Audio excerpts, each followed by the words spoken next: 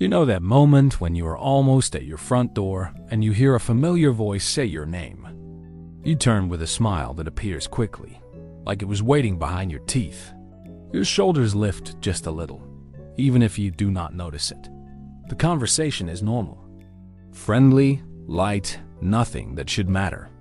And still, you feel your mind start arranging itself into something acceptable. You pick a tone. You pick a face. You pick the right amount of eye contact. You laugh at the right time, even if the joke barely lands.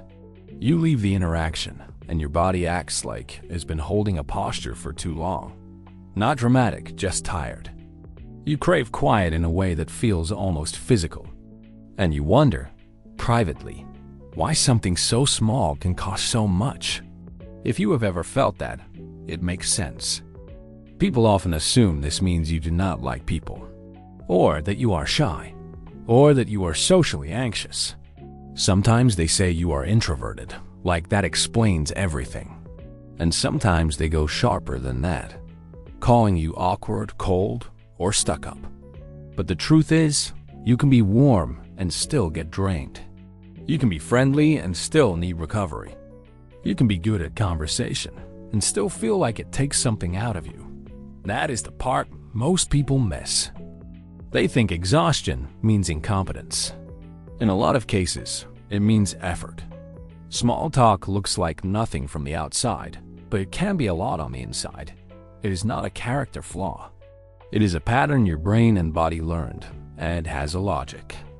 So let's name what we are really talking about. The small talk problem is not about the weather, traffic, or weekend plans. It is about what your nervous system has to do to participate. Small talk asks for connection without context. It asks you to be socially present while staying emotionally non-committal. It is a narrow bridge between strangers, coworkers, relatives, and acquaintances. And on that bridge, a lot of people start scanning. What is safe here? What version of me fits here? How much honesty is too much? How much quiet is too much? Even if you never say those questions, your body can still run them. There is more going on here than people realize. And once you understand the mechanics, the shame starts to loosen. From a psychology and neuroscience perspective, small talk can drain you through a few overlapping channels. One is cognitive load. Your brain tracks words, timing, facial expressions, and social rules all at once.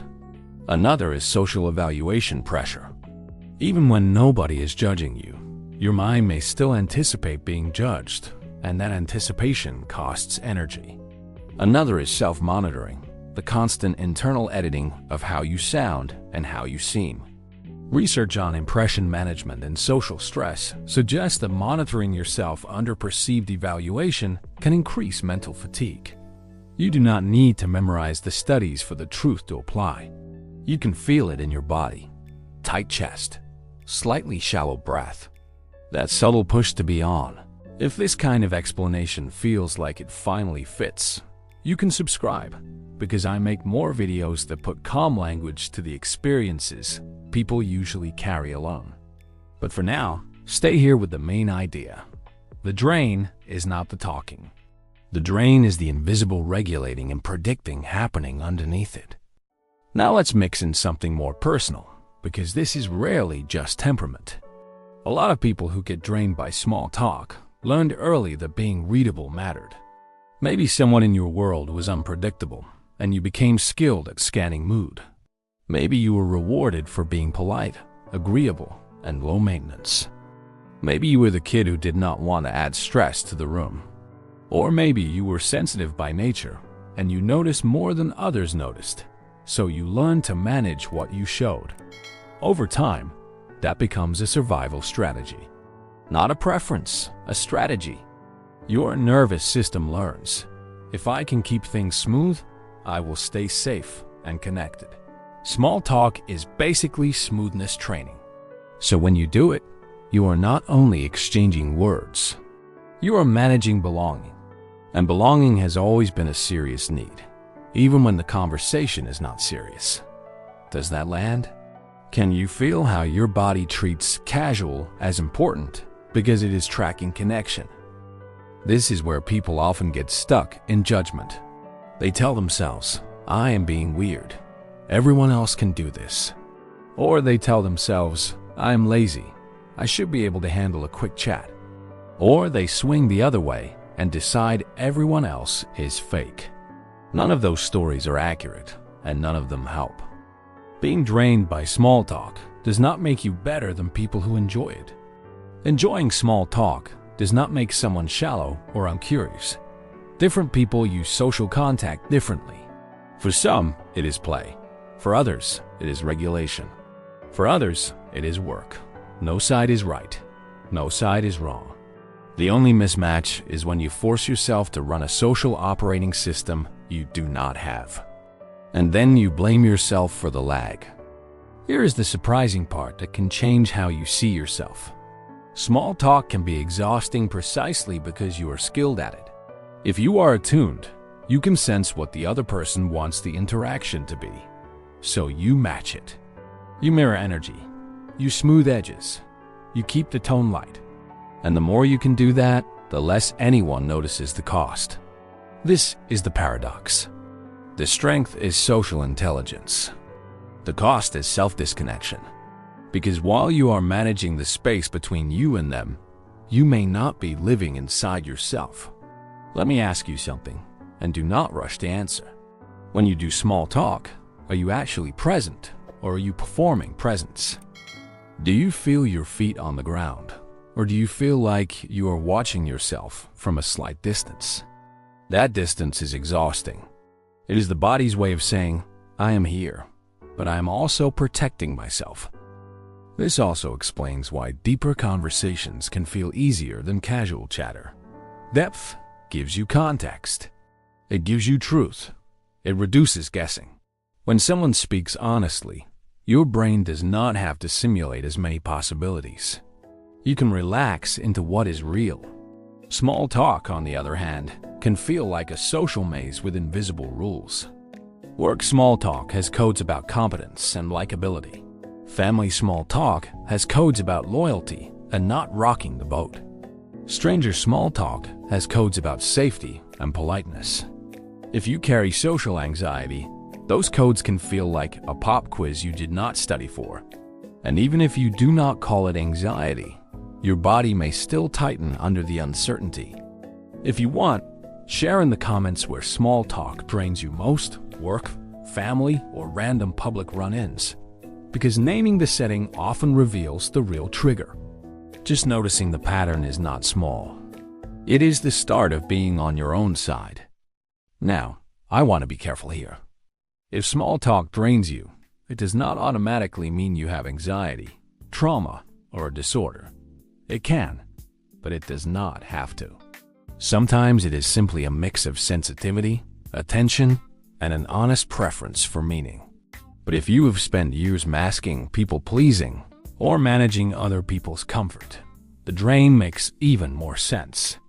Masking is not just hiding parts of yourself. It is running a constant translation process. How do I say this so I do not seem intense? How do I respond so nobody feels awkward?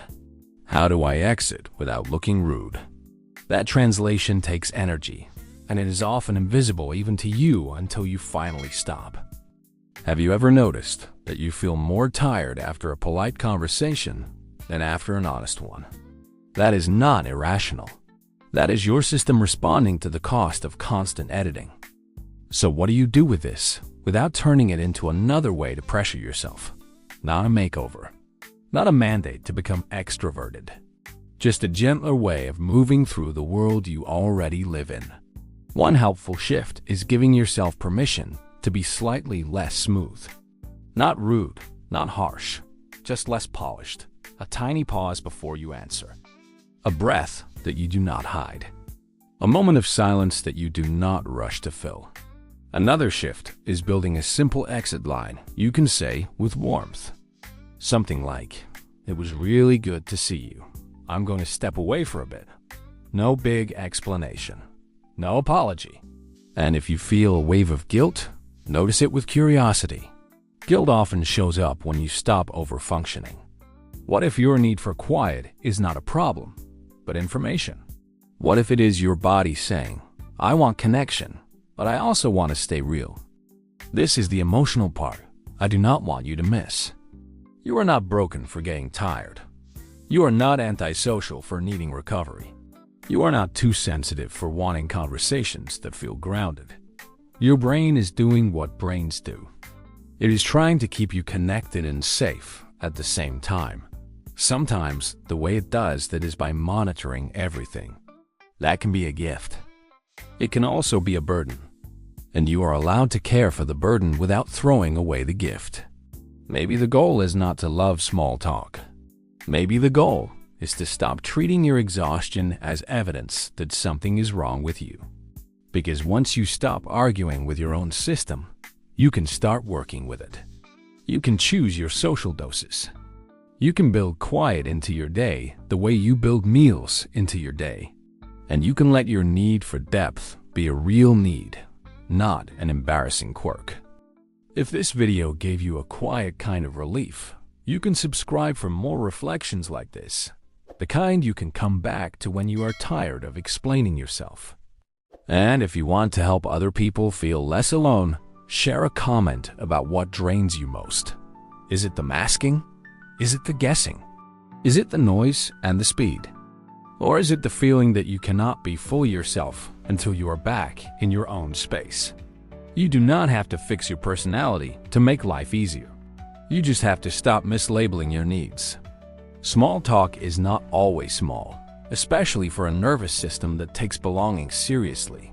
So the next time you feel that familiar depletion, try this. Do not argue with it. Respect it. Let it tell you what it is telling you. And then choose one tiny act of care. A pause, a boundary, a breath, a quieter exit. What do you think is the real reason small talk drains you when you strip away the shame and tell the truth?